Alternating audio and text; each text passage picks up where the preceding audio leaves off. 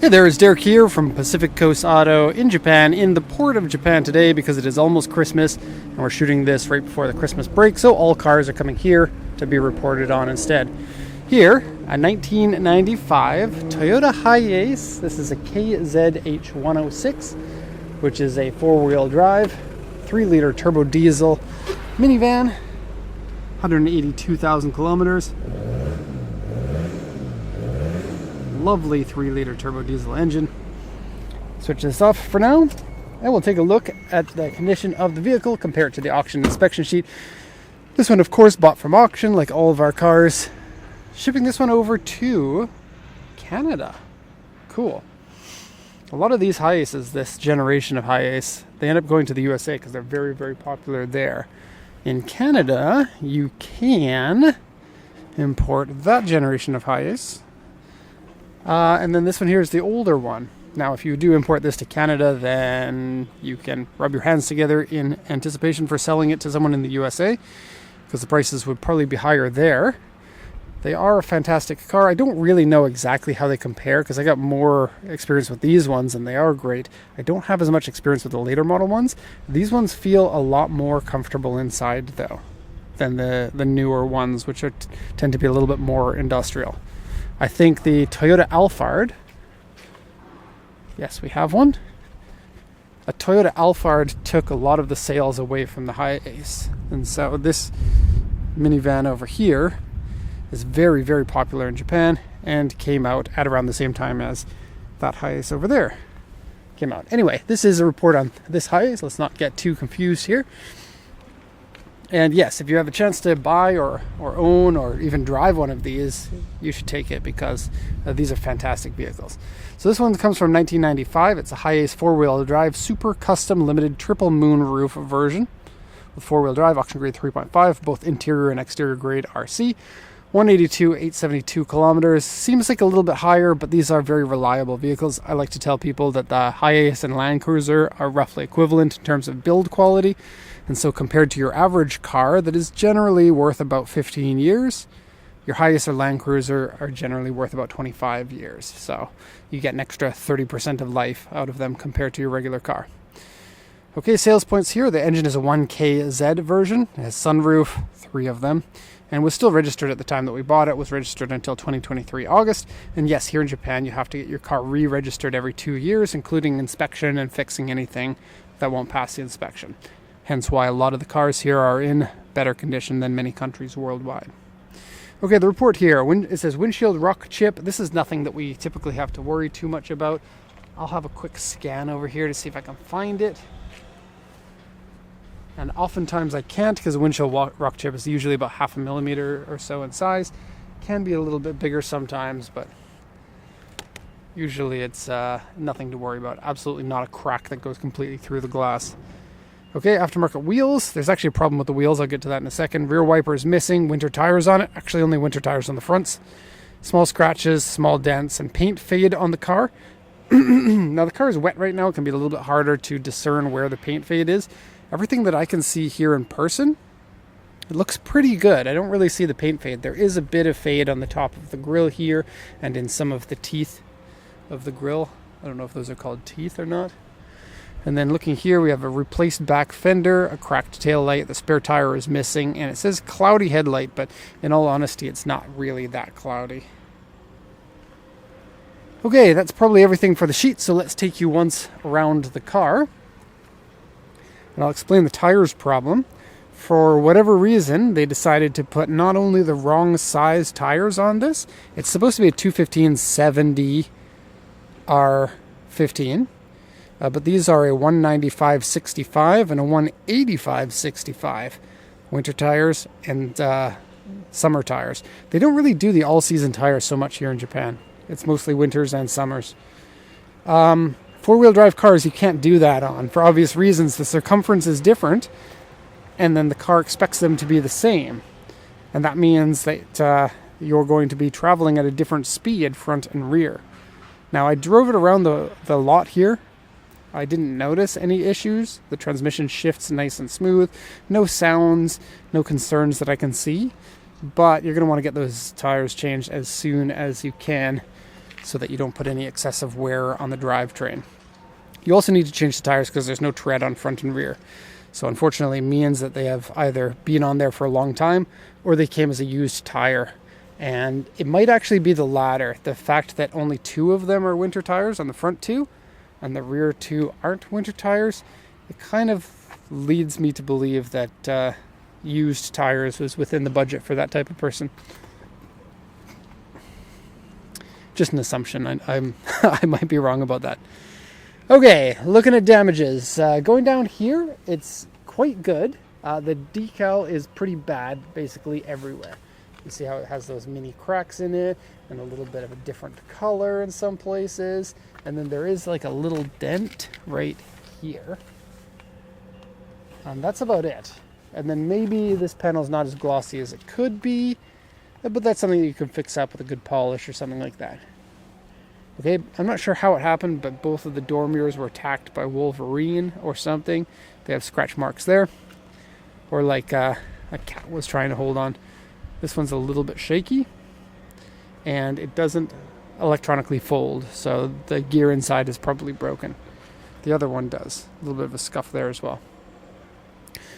Okay, heading back, you have, not mentioned on the auction sheet, but a tiny area here where rust might be an issue. You can kind of see it bubbling up there.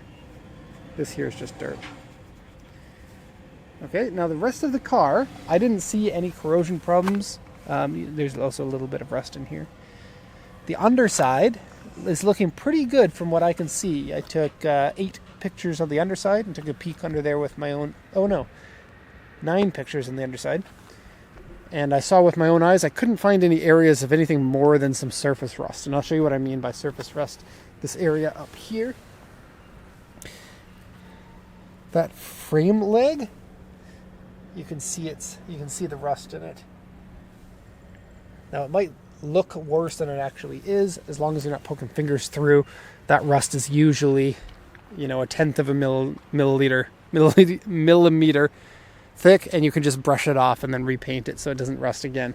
It doesn't look anything concerning to me. Here's the wiper that's been removed, but keep in mind the auction sheet did say that there is some corrosion under there, so some area might have corrosion. The decal has peeled off there, and then the paint has faded off of the Hiace mark there. Same thing on this side. It's basically just the decal that's bad.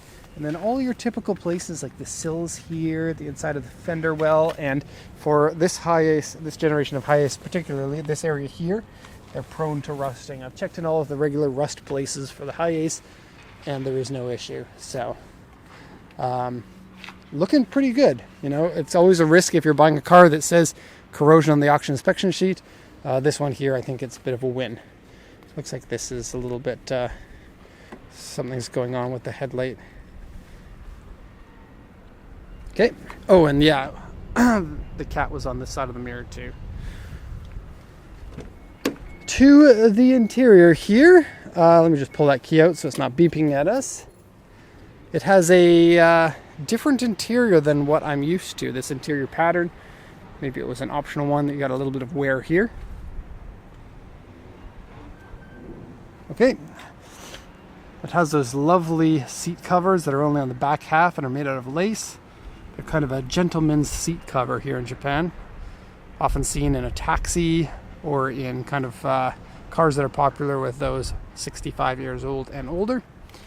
And I adore them. They are official Toyota factory option too. Not factory option, dealer option, pardon me. Steering wheel has a little bit of wear on it, but it's not too bad. This has tilt on it. Some of the higher trim ones have electronic tilt. You kind of want to stay away from that because it tends to fail and then it'll get stuck in the full up or the full down position, which is annoying. This one's manual, but there's something loose. This moves like maybe 2 it's too cold to pronounce anything. 2 millimeters up and down. Okay, the seat is good. The interior has been smoked in, and you have a cigarette burn right there. It doesn't smell like cigarettes inside the vehicle, so I don't think the previous owner was a smoker. But you can see the headliner is dirty, and that cigarette burn there. There you can see your 1, 2, 3 moonroofs. Okay, and it's electric, manual tilt only. And the back one is tilt only as well. So the center one slides, front and back are tilt. Anything else in here? This one is the regular console. It doesn't have the fridge, or the hot and cool box is what they call it. It doesn't have the hot water boiler, which is another kind of semi-rare option, especially on these later model ones. I say later model. Hey, port cat. Meow. I bring cat food to give to the cats at the port. There are tons of them. Okay, the AC does not work. It just feels hot. Usually the auction inspector is going to mention that. If you buy in the winter, you have a higher chance of the inspector missing it because they might turn on that fan and they might feel cold and they might think that's AC. That's just my take on it. I'm not sure if it's true or not. This seat, good condition. And yes, these Hiace seats are nice and comfortable. They sit on top of the engine, so you sit up nice and high. You're probably like, I don't know, 110, 120 centimeters off the ground, and gives you a commanding view of everything, which is nice if you're driving a right-hand drive car in a left-hand drive country like Canada or the USA. Being up higher gives you more visibility. Aftermarket CD player and MD player. Nope, no MD. Cassette. Cup holders there. A little bit of glue stuck on the side. Okay, let's go into the back. These Hiaces, you can flatten the seats into a sleeping platform if you want. It's not going to be really like a bed, that's why I called it a sleeping platform. Also, you can rotate these to face the other way, these two or this one, and it actually has an auxiliary second seat belt that you can use when your seat is in the backwards facing position.